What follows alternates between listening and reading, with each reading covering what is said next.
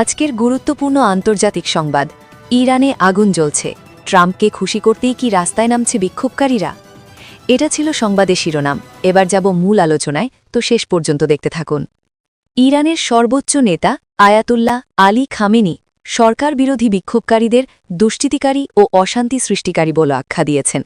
তিনি অভিযোগ করেছেন, এই বিক্ষোভকারীরা মার্কিন প্রেসিডেন্ট ডোনাল্ড ট্রাম্পকে খুশি করার জন্যই এসব করছে। ইরান সরকার জাতিসংঘের নিরাপত্তা পরিষদে একটি চিঠি পাঠিয়ে অভিযোগ করেছে যে যুক্তরাষ্ট্র ইরানের অভ্যন্তরীণ বিক্ষোভকে সহিংস নাশকতা ও ব্যাপক ভাঙচুরে পরিণত করছে। অন্যদিকে ট্রাম্প বলেন, ইরান ভয়াবহ সমস্যায় পড়েছে।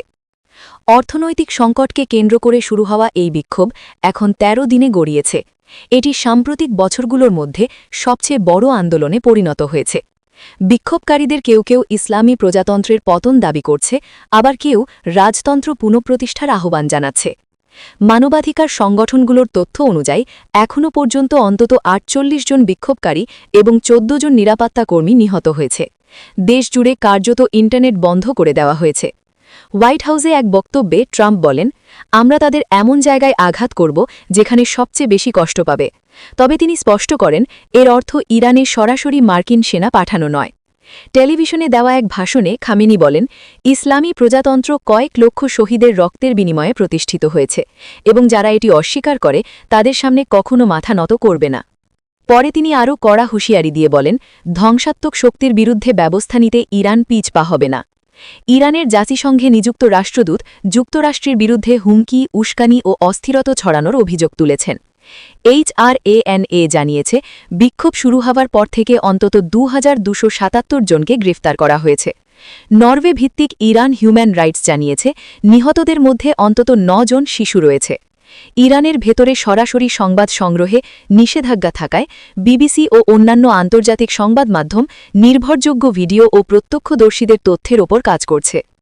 যুক্তরাজ্য, ফ্রান্স ও জার্মানির নেতারা এক যৌথ বিবৃতিতে বলেছেন, ইরানি সেনাবাহিনীর সহিংসতার নিন্দা জানিয়ে বলেছেন, জনগণের শান্তিপূর্ণ প্রতিবাদের অধিকার রক্ষা করা সরকারের দায়িত্ব। জাতিসংঘ প্রাণহানিতে গভীর উদ্বেগ প্রকাশ করেছে। এদিকে ইরানের নিরাপত্তা বাহিনী ও বিপ্লবী গার্ড বাহিনী এবার কোনো ছাড় নয় নীতির কথা জানিয়ে কঠোর ব্যবস্থা নেওয়ার হুঁশিয়ারি দিয়েছে। ইরানের সাবেক শাহেদ ছেলে রেজা পাহলভি ট্রাম্পকে ইরানি জনগণের পাশে দাঁড়ানোর আহ্বান জানিয়েছেন। দেশটির ৬৭টিরও বেশি স্থানে বিক্ষোভের ভিডিও যাচাই করেছে বিবিসি। জাহেদান, ইস্ফাহান ও তেহরান সহ বিভিন্ন শহরে অগ্নিসংযোগ, স্লোগান ও সংঘর্ষের খবর পাওয়া গেছে। ইন্টারনেট বন্ধ থাকায় ব্যাংকিং ব্যবস্থা ভেঙে পড়েছে, এটিএম কাজ করছে না, দোকানের ডিজিটাল লেনদেন বন্ধ। এতে সাধারণ মানুষের আতঙ্ক আরও বেড়েছে। মানবাধিকার কর্মীরা আশঙ্কা করছেন, ইন্টারনেট বন্ধের সুযোগে আরও বড় সহিংসতা ও গণহত্যা ঘটতে পারে। এই বিক্ষোভ শুরু হয়েছিল তেহরানের ব্যবসায়ীদের ক্ষোভ থেকে দেশের মুদ্রার ভয়াবহ পতনকে কেন্দ্র করে। পরে তার ছাত্র আন্দোলন ও গণবিক্ষোভে রূপ নেয়। এর আগে ২০২২ সালে মাহসা আমিনির মৃত্যুকে কেন্দ্র করে হওয়া বিক্ষোভে ৫৫০ জনেরও বেশি মানুষ নিহত হয়েছিল এবং প্রায় ২০,০০০ মানুষকে আটক করা হয়েছিল।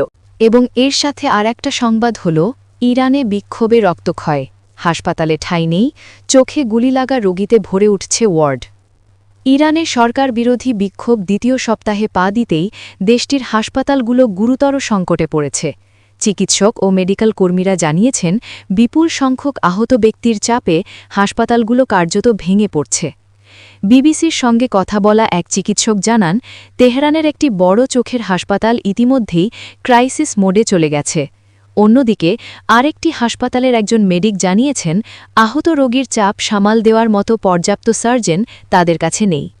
শুক্রবার মার্কিন প্রেসিডেন্ট ডোনাল্ড ট্রাম্প বলেন, ইরান ভয়াবহ সমস্যায় পড়েছে এবং সতর্ক করে দেন, তোমরা যদি গুলি চালানো শুরু করো, আমরাও গুলি চালানো শুরু করব। ইরান জাতিসংঘের নিরাপত্তা পরিষদে পাঠানো এক চিঠিতে অভিযোগ করেছে, যুক্তরাষ্ট্র বিক্ষোভকে সহিংস নাশকতা ও ব্যাপক ভাঙচুরে রূপ দিচ্ছে। এদিকে বিশ্বের বিভিন্ন দেশের নেতারা শান্তিপূর্ণ প্রতিবাদের অধিকার রক্ষার আহ্বান জানিয়েছেন। সরকার বিরোধী বিক্ষোভ ইতিমধ্যেই ইরানের ডজনেরও বেশি শহরে ছড়িয়ে পড়েছে। মানবাধিকার সংগঠনগুলোর দাবি, এখন পর্যন্ত অন্তত ৫০ জন বিক্ষোভকারী নিহত হয়েছেন। ইরানের ভেতরে সংবাদ সংগ্রহে নিষেধাজ্ঞা থাকায় এবং বৃহস্পতিবার সন্ধ্যা থেকে প্রায় সম্পূর্ণ ইন্টারনেট বন্ধ থাকায় তথ্য সংগ্রহ ও যাচাই করা কঠিন হয়ে পড়েছে।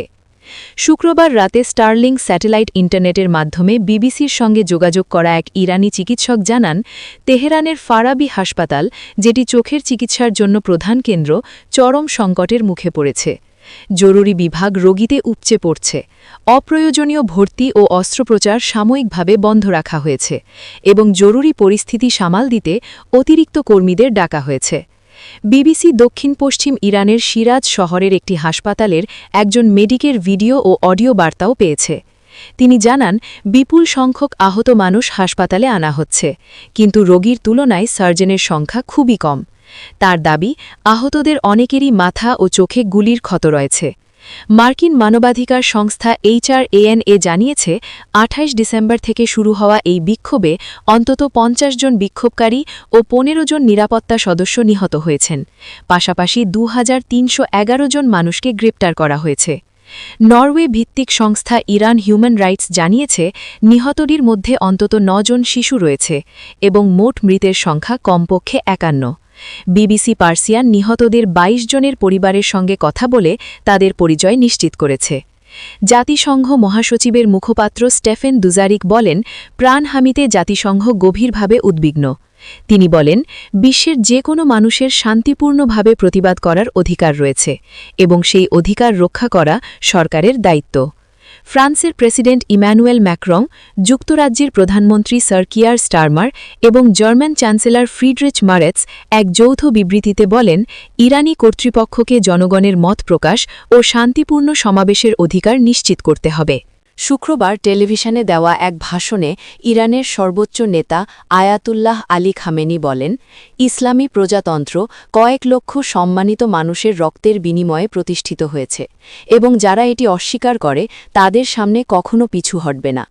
পরে তিনি আরও বলেন, ইরান ধ্বংসাত্মক শক্তির বিরুদ্ধে ব্যবস্থা নিতে পিছপা হবে না।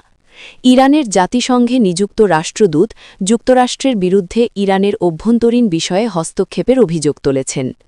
এদিকে হোয়াইট হাউসে ট্রাম্প বলেন, তার প্রশাসন ইরানের পরিস্থিতির দিকে কড়া নজর রাখছে। তিনি বলেন, মানুষ এমন সব শহরের নিয়ন্ত্রণ নিচ্ছে যেগুলো কয়েক সপ্তাহ আগেও কল্পনা করা যায়নি। ট্রাম্প আবারও হুঁশিয়ারি দিয়ে বলেন, আমরা এমন জায়গায় আঘাত করব যেখানে সবচেয়ে বেশি কষ্ট পাবে। তবে তিনি জানান, এতে ইরানে সরাসরি মার্কিন সেনা পাঠানোর অর্থ নেই। মার্কিন পররাষ্ট্র দপ্তর ইরানের পররাষ্ট্রমন্ত্রীর বক্তব্যকে বাস্তবতা বিচ্ছিন্ন বলে আখ্যা দিয়েছে। এরপর শনিবার ভোরে মার্কিন পররাষ্ট্রমন্ত্রী মার্কো রুবিও এক্সে পোস্ট করেন, যুক্তরাষ্ট্র ইরানের সাহসী জনগণের পাশে রয়েছে। একই সময়ে ইরানের নিরাপত্তা ও বিচার বিভাগ বিক্ষোভকারীদের বিরুদ্ধে কঠোর পদক্ষেপের হুঁশিয়ারি দিয়েছে। জাতীয় নিরাপত্তা কাউন্সিল জানিয়েছে, সশস্ত্র দুষ্কৃতাকারী ও শান্তি বিঘ্নিকারীদের বিরুদ্ধে কঠোর আইনি ব্যবস্থা নেওয়া হবে। বিপ্লবী গার্ড বাহিনী IRGC বলেছে, তারা তথাকথিত সন্ত্রাসবাদী কর্মকাণ্ড কোনোভাবেই সহ্য করবে না এবং শত্রুর ষড়যন্ত্র সম্পূর্ণভাবে ব্যর্থ না হওয়া পর্যন্ত অভিযান চালিয়ে যাবে। আরও ডিটেলস সহ ভিডিও পেতে হলে আমাদের এই চ্যানেলটিকে সাবস্ক্রাইব করে রাখুন। ধন্যবাদ।